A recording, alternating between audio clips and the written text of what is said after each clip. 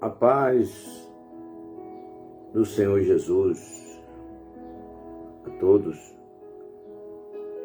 Estamos aqui para a honra e glória do nome de Jesus,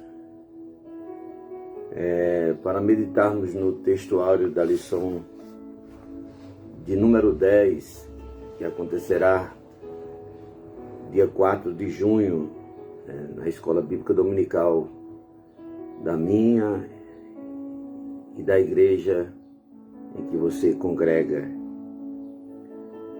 O título da lição: Quando os pais sepultam seus filhos. E o texto áureo, no qual nós iremos meditar,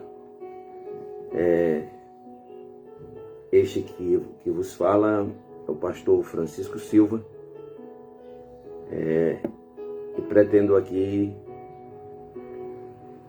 aprender convosco o que a palavra de Deus nos ensina na segunda carta de Paulo à igreja em Corintos, no capítulo 4, versículo 8 e 9, que diz assim a palavra de Deus: Em tudo somos atribulados, mas não angustiados, perplexos, mas não desanimados, perseguidos, mas não desamparados, abatidos, mas não destruídos. A carta de Paulo, a segunda carta de Paulo aos Coríntios, amados irmãos, primeiro Paulo escreveu aqui para encorajar, trazer um encorajamento à igreja na qual ele tinha um cuidado, ali como seu pai espiritual. Paulo escreveu essa segunda epístola para contestar, e desmascarar também os falsos apóstolos, que continuava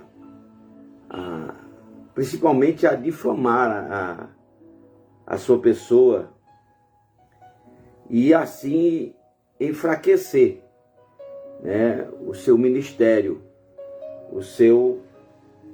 a sua autoridade como apóstolo, porque a intenção de denegrir, de difamar alguém, ele tem um propósito, de tirar a autoridade apostólica que Paulo tinha. E principalmente, uma das maiores intenções desses perseguidores eram então distorcer a mensagem do apóstolo Paulo. E tanto é que aos Tessalonicenses, no capítulo 4, quando Paulo vai falar do arrebatamento da igreja, e vai falar também sobre a ressurreição dos mortos, a expressão que Paulo usa ali, no princípio do versículo, não quero, irmão, que vocês sejais ignorantes acerca dos que dormem. Então Paulo não queria que os irmãos fossem ignorantes. Quando Paulo escreve a Timóteo acerca do preparo do homem e da mulher de Deus, ele aconselha, ele diz assim: olha, procura apresentar a Deus como obreiro aprovado, que não tem de que se envergonhar e que maneja bem a palavra da verdade. Então, porque através da palavra de Deus, mesmo nós se dando como problemas que nos causam angústia, que nos deixam às vezes perplexos, que nos deixam às vezes desanimados, perseguidos, né? E aparentemente desamparados, ou aparentemente abatidos, ou aparentemente destruídos, aí aonde entra, né, a capacitação do crente, dele mesmo ter o manejo da palavra de Deus, ele poder manejar esta palavra ao seu próprio favor. Porque a palavra de Deus, ela vai nos fortalecer nesses momentos de angústia, principalmente em se tratando da morte. A morte talvez seja a maior experiência de dor que um ser humano pode experimentar. E o livro de Jó, ele vai aqui apresentar o quadro da perda dos seus filhos e também apresentar o período de dor, né, e de lamentação que aquele homem viveu. E lhe foi uma forma inesperada, né? Quando a morte ela é anunciada, quando a morte ela está premeditada, ela está apontada até mesmo pela medicina, ela é mais, não é que ela é aceita, mas se torna mais tolerável. Mas quando ela chega de forma inesperada, como chegou para o patriarca Jó, então as coisas tendem a ser mais desesperadoras, né? E aí é aonde, amados irmãos, nós precisamos ter a força em Deus, né? Na sua palavra, o consolo, o conforto do Espírito Santo de Deus para nos fazer entender, né, que ainda que seja a dor seja forte, a dor seja uma experiência muito forte para cada um que perde os seus entes queridos, né, mas nós sabemos que ela vai ter que passar um dia, ela não vai ser esquecida, mas Deus vai lembra quando Jesus diz assim, né? Vinde a mim, todos que estáis cansados, oprimidos, né, e sobrecarregados, que eu vos aliviarei. Então, e Jesus diz, tomai sobre vós o meu jugo, e aprendei de mim, que sou manso e humilde de coração, né? Porque o meu jugo é suave e o meu fardo é leve.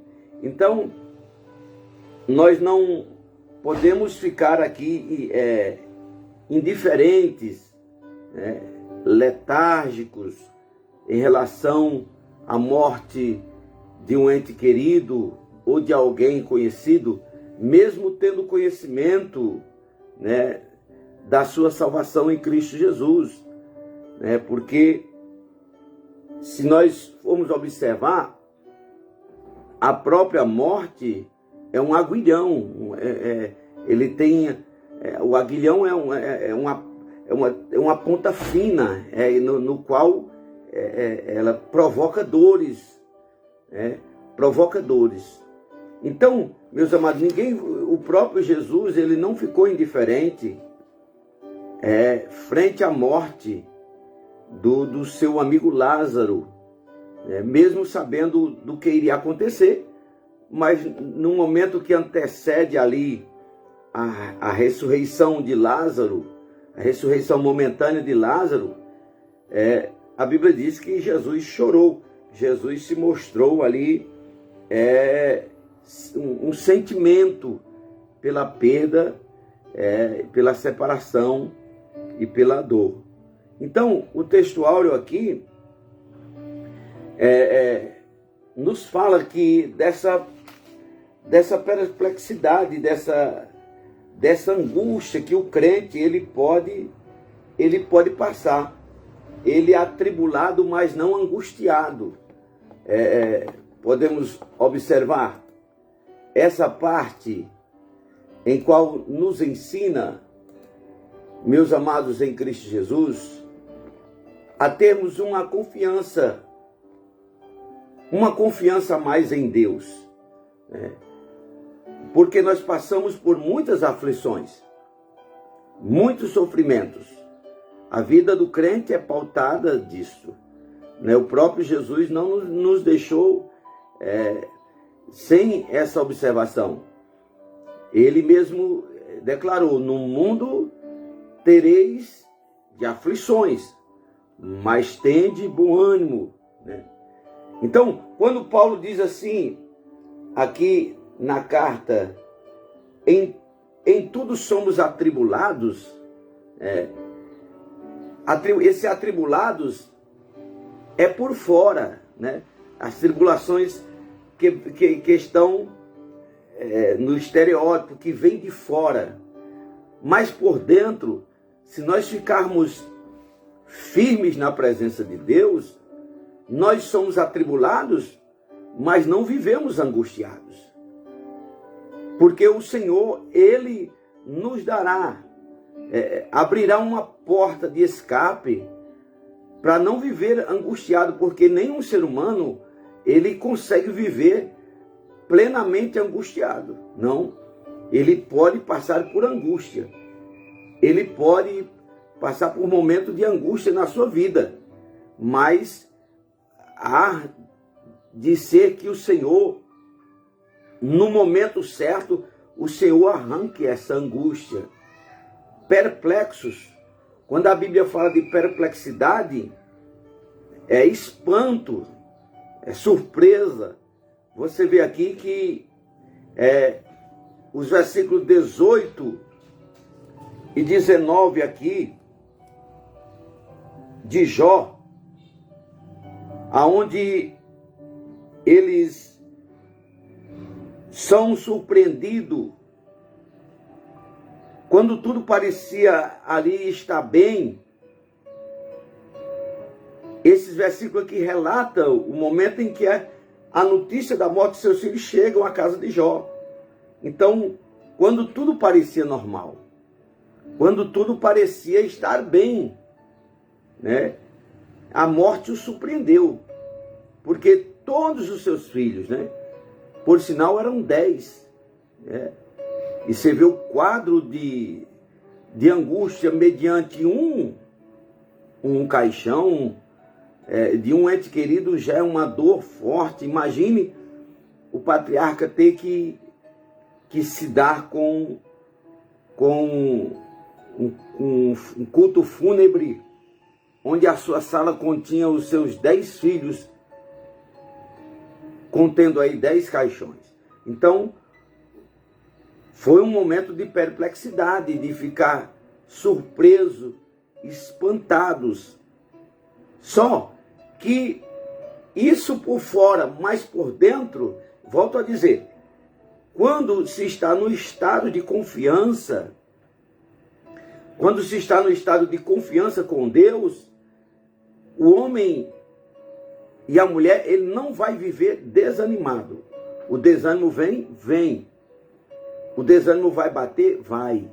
Mas ele não vai viver desanimado durante todo o tempo. Perseguidos. Somos perseguidos ou não? Sim, somos perseguidos. O inimigo perseguiu aqui grandemente a Jó. O inimigo das nossas almas, ele é o principal perseguidor das nossas almas. Lembra que o apóstolo Paulo, ele nos ensina que nós não temos que lutar contra a carne e contra o sangue, mas sim contra as hostes espirituais da maldade nos lugares celestiais. Então, o principal perseguidor das nossas vidas é o inimigo das nossas almas. É ele quem arma os laços, né? É ele quem faz a construção para provocar a dor. Quando Jesus diz, João 10:10, né? Porque o diabo, né, veio senão matar, roubar e destruir. Essa é a obra do inimigo. Então, mas Jesus, porém, veio para dar vida e vida por abundância. Então, somos perseguidos. Mas logo Paulo trata de nos informar que mesmo assim perseguidos, mas nós não somos desamparados. Nós não somos desamparados. Nós não somos abandonados. E Paulo é uma das reais expressões de perseguição. O seu ministério, quase na sua totalidade, foi ladeada de perseguições. Perseguições N. Perseguições dos que estão de fora, perseguições dos que estão de dentro, perseguições, perigos de viagem, perigo de todas as formas. Todas as formas. Como se não bastasse, até uma serpente picou Paulo. Né? Até uma serpente o atacou. E ele lançou no fogo e todos ali aguardavam ele morrer. Porque muitas das pessoas são assim. Mediante você estar passando uma situação muito perigosa na sua vida, ou muito complexa, uma situação degradante, muitas das pessoas que não confiam no Deus que nós confiamos, elas dizem logo, isso aí não vai existir não, essa tribulação. Esse aí vai morrer. Porque quando Paulo foi picado ali na ilha, os bárbaros ali, os moradores daquela ilha, eles, era mais óbvio, era natural. Eles não estavam desejando a morte de Paulo, certamente. Mas como era uma serpente, e eles deviam conhecer o veneno dela, eles aguardavam que ele não ia escapar. Né? Mas Deus deu livramento, porque Deus não abandonou a Paulo. Mesmo em prisões, o Senhor fez aparições teofânicas ao apóstolo para dizer que estava com ele. Abatidos. Aqui diz o versículo também, que abatidos. Esse abatimento vem podemos dizer que está em pé de igualdade com as feridas causadas, né? Muitas pessoas nos causam feridas. Muitas das pessoas, às vezes até sem perceber, falam palavras que nos ferem, falam palavras que nos angustiam, né? Falem palavras que causam grandes feridas na nossa vida, palavras essas que nos levam, nos fazem levar madrugadas de orações, pedindo a Deus para que o nosso coração não seja não seja coberto de ódio, de ira, né? E o Senhor, as nossas orações é para que o Senhor não deixe o nosso coração ser uma porta para o ódio, para a ira, devido às feridas causadas por outras pessoas que, por não vigiarem, acabam provocando isso na nossa vida. Então, está aí Paulo falando, né, sobre essas experiências, esses experimentos, e que, tendo a presença de Deus, de Jesus Cristo em nossa vida, essas perturbações, essas enfermidades, essas dores, essas tragédias, elas virão, né? mas não nos provocará uma derrota espiritual, né? Aqueles que confiam no Senhor são como os montes Sião, que não se abalam e permanecem para sempre, né? E permanece para sempre. Então Jó estava aqui, era um homem bem sucedido, era casado, tinha muitos filhos, e era bem sucedido em todas as suas áreas. Em todas as suas áreas. Só que o inimigo se apresenta a Deus e pede para tocar, porque ele acusava Jó de que Jó só adorava a Deus, Jó só prestava culto a Deus por causa das bênçãos que Deus dispensava a Jó, o que não era verdade, né? O que não era verdade, Jó provou isso ao inimigo. E Deus, por a sua soberania, porque tudo está patente a Deus. Deus tem a chave da vida e da morte. Deus abre e ninguém fecha, e Deus fecha e ninguém abre. Isso é fato, né? Então, Deus está sobre todas as coisas, Deus é soberano. Por isso que Paulo, escrevendo aos Romanos, salvo engano no capítulo 8, ele diz: todas as coisas correspondem para o bem daqueles que são chamados segundo o seu propósito. Então, agora, e muitas das vezes, nós acabamos que não entendendo qual é o propósito de Deus, até mesmo permitindo que um ente nosso querido morra, venha a falecer e venha a sofrer perdas, né? Então a palavra de Deus diz que há tempo para tudo, há tempo para sorrir, há tempo de chorar. E esse tempo de chorar certamente é quando o aguilhão, a morte, ela bate na porta, né? A morte, ela chega para todos.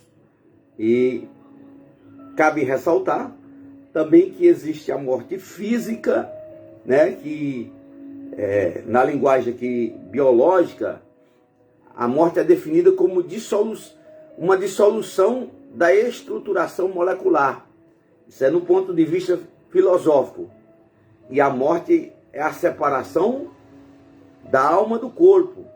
Hebreus 9, 27. E como aos homens está ordenado morrer uma vez, vindo depois disso o juízo, né? Tem a morte moral, que está ligada ao mundo moral. Em Gênesis no capítulo 20, versículo 3, quando o Senhor disse a Adão e Eva, ele disse: olha, no dia que dela comerdes, certamente morrerás. Então eles desobedeceram a Deus, comeram do fruto da árvore do conhecimento do bem e do mal, mas eles não viraram o pescoço e morreram logo em seguida, não. Eles morreram a morte moral, né? Apocalipse 3:1. E a morte espiritual, esse atestado da morte, apesar de detestável, não é definitivo. Ainda há esperança mediante o arrependimento. A pessoa às vezes está morta espiritualmente, porque a Bíblia diz que por um só homem entrou a morte, entrou o pecado, e pelo pecado entrou a morte. Em Adão, todos pecam e morrem. Se o homem quiser viver como na descendência adâmica, todo o tempo, ele vai pecar e ele vai morrer essa morte espiritual para sempre. Mas em Cristo todos são vivificados. Então, se houver arrependimento, há uma esperança, né, mediante o arrependimento dessa morte espiritual ser convertida e a pessoa voltar a viver. Por isso que Jesus falando com Nicodemos, no capítulo 3 de João, o Senhor diz: Nicodemos, aquele que não nascer de novo não pode ver o reino de Deus. Por que não nascer de novo? Por que nascer de novo? Porque o homem morreu espiritualmente. Então ele precisa viver. Efésios 2:1 diz assim: e vos vivificou, estando vós mortos em ofensas e pecados, né? Efésios 2:5, estando nós ainda mortos em nossas ofensas, nos vivificou juntamente com Cristo. Aí pela graça sois salvos, né? E isso não vem de nós, é um dom de Deus. E também vem a morte eterna, né? Esse tipo de morte é conhecido também como segunda morte, aqui onde não haverá mais perdão, a morte eterna, que é a separação de Deus, né? O que o profeta Isaías diz, que os ouvidos do Senhor não estão agravados para que não possa ouvir, a sua mão não está encolhida para que não possa salvar, mas os vossos pecados fazem divisão, né, com vós e Deus, né? Apocalipse 2:11 diz assim: quem tem ouvidos, ouça o que o Espírito diz às igrejas. O que vencer não receberá o dano da segunda morte. Em Apocalipse 26 diz assim: bem-aventurado o santo, aquele que tem parte na primeira ressurreição, né? A de Tessalonicenses capítulo 4, né? Onde Paulo volta a dizer, diz assim: irmão, não quereis que sejam ignorantes acerca dos que dormem, porque nós não precederemos os que dormem, mas mediante o tocar da trombeta, nós seremos, né, juntamente com eles arrebatados, né? Ali a primeira ressurreição, né? Então, bem-aventurado é o que fazem parte daquela primeira ressurreição. Sobre esses não tem poder a segunda morte, mas serão sacerdotes de Deus e de Cristo e reinarão com ele 1000 anos. Apocalipse 26, né? Então, bem-aventurado, porque haverá a ressurreição. Uns ressuscitarão para o gozo eterno e outros ressuscitarão para a vergonha e o desprezo eterno. Então, vemos aqui, né, na lição número 10, a fidelidade ao Senhor em meio à dor. Jó, ele mostrou aqui, mesmo buscou suas forças, a reação do patriarca diante da notícia trágica da morte de seus filhos. Jó rasgou o manto, rapou a cabeça, lançou-se em terra e adorou ao Senhor, né? Isso mesmo, e Jó adorou a Deus. Aqui ele iniciou o processo de aceitação, mediante o ocorrido, mediante o fato, né? Então essa passagem aqui, ela nos mostra que a dor da perda não passa, mas o processo de aceitação torna o luto mais digno, né? Torna o luto mais digno. Por isso o patriarca pôde dizer em atitude de adoração: nu saí do ventre da minha mãe e nu tornarei para lá. O Senhor o deu, o Senhor o tomou. Bendito seja o nome do Senhor, né? E aqui nós vemos que são palavras que podemos dizer só podem sair da boca de alguém que está cheio de Deus, de alguém que tem uma grande esperança, né, de mesmo sabendo que a dor da separação ela é forte, é um experimento forte na vida de todas as famílias, mas a esperança de que um dia nos veremos na glória, isso nos torna mais forte também diante de Deus. Foi através dessa esperança que podemos não cair no engodo de atribuir a Deus alguma falta, né? Porque Jó em tudo não pecou, nem atribuiu a Deus falta alguma, né? Não culpe a Deus. Não é muito difícil, nos momentos de perdas inesperadas, o ser humano se desesperar e blasfemar contra Deus. Mas não é isso que aprendemos em Jó. Capítulo 1, versículo 21 e 22.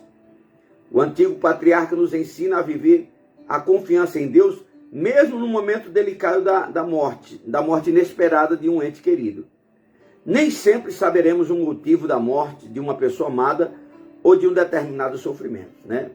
Há mistério na vida que nós não conseguimos desvendar na terra, né? Deuteronômio 29, 9 diz que as coisas ocultas são para Deus, né? As coisas ocultas são para Deus. Tem coisas que são mistérios, tem coisas que nós não entendemos, tem coisas que não adianta tentar compreender. O intelecto está fechado à voz do raciocínio, está fechado para a voz do consciente de inteligência, está fechado para o cérebro, está fechado para todas as áreas de cognição que o homem possa ter a razão. Tem coisas que nós não entendemos, né? O próprio livro de Jó não revela porque os seres humanos sofrem. O que o livro nos ensina e encoraja a suportar o sofrimento com paciência, achando-se fiel nos caminhos do Senhor diante de um processo de um sofrimento imerecido. Haverá um dia que tudo estará patente diante dos nossos olhos. 1 Coríntios 13, né, e 12. 1 Coríntios 13 e 12 diz assim a palavra do Senhor, né? Porque agora vemos por espelho, em enigma, mas então veremos face a face. Agora conheço em parte, mas então conhecerei como também sou conhecido. Louvado e engrandecido seja o nome santo do Senhor. Então, com Jó, aprende que o crente em Jesus não deve ser indiferente ao luto, né? Não se pode ser indiferente, letárgico, frio, né? A morte de um ente querido, indiferente ao luto, pois psicologicamente isso não é saudável, né? A pessoa precisa chorar, a pessoa precisa se desbaldar, a pessoa precisa ter essas reações, né, propiciais ao luto, né? O choro, o silêncio, a compenetração diante da dor da família de Lázaro. Nosso Senhor Jesus agitou-se no espírito, comoveu-se e chorou. João 11 e 35, né? Jesus na sua humanidade chorou, na sua deidade ele consolou, mas na sua humanidade, como humano que Jesus era, 100% Deus e 100% homem, nessa humanidade Jesus chorou. Portanto, meus amados irmãos, mantenhamos a esperança. É saudável manifestar emoções próprias nesse período do luto, mas também é verdade que o crente não deve se desesperar como quem não tem esperança. 1 Tessalonicenses 4:13. Preciso levar em conta que o período do luto dura em média 6 meses. Se após esse período a pessoa não consegue voltar às atividades normais, é preciso buscar ajuda especializada, pois isso não é saudável, né? Então, meus amados irmãos, sem dúvida, a morte é uma experiência muito dolorosa para o ser humano. A de um filho, então, tem uma sobrecarga psicológica imensa. A dimensão da dor da perda de um pai e de uma mãe é incalculável. Por isso é importante que levemos em conta esta declaração do salmista. Ainda que a minha carne e o meu coração desfaleçam, Deus é a fortaleza do meu coração e a minha herança para sempre. Salmo 73, versículo 26. No processo do luto, não devemos culpar a Deus, mas manter firme a nossa esperança nele. O Senhor Jesus venceu a morte e ressuscitou ao terceiro dia. Esta é uma verdade consoladora e ao mesmo tempo esperançosa. Portanto, nesse momento é tempo de confiar em Deus. Amém? Deus em Cristo vos abençoe. Deus em Cristo vos guarde. Não perca esta lição de número 10, né, que acontecerá o próximo domingo, se Deus quiser, né, dia 4 de junho, quando os pais sepultam seus filhos. E nós trabalhamos aqui no textuário em 2 Coríntios 4 e 8. Em tudo somos atribulados, mas não angustiados, perplexos, mas não desanimados, perseguidos, mas não desamparados, abatidos, mas não destruídos. Vamos orar neste momento, agradecendo a Deus. E se você quiser compartilhar, essa palavra aí nos seus contatos, nas suas redes sociais, nos seus grupos, Deus em Cristo vos abençoe grandemente em nome de Jesus. Deus eterno, Senhor da glória, nós te louvamos e engrandecemos o teu nome. Te agradecemos, meu Senhor, pelo dom da vida, pela esperança da ressurreição dos mortos em Cristo Jesus. Pai, pois o mesmo, como diz a tua palavra, se Cristo morreu e ressuscitou ao terceiro dia, bem certo é que também nós ressuscitaremos juntamente com eles. Eterno Pai, abençoa cada família, cada vida, Senhor da glória, cada família que perdeu seus entes queridos, que ainda sofrem com a dor, ainda sofrem com o luto.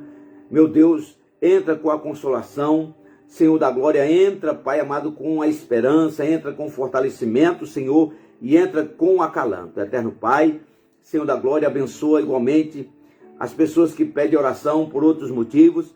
Meu Senhor da glória, o Senhor entre nesta causa, o Senhor entre, Pai amado, Senhor da glória, neste coração que está neste momento atribulado, que está perturbado por algum fato, alguma razão, que o perturba, Senhor da glória, que o Senhor entre agora com providência, que o Senhor entre com a calmaria nas vossas vidas, é o que nós te pedimos e por fé nós te agradecemos em nome de Jesus. A paz do Senhor a todos, Pastor Francisco Silva aqui, abraçando a todos na paz do Senhor Jesus. Amém.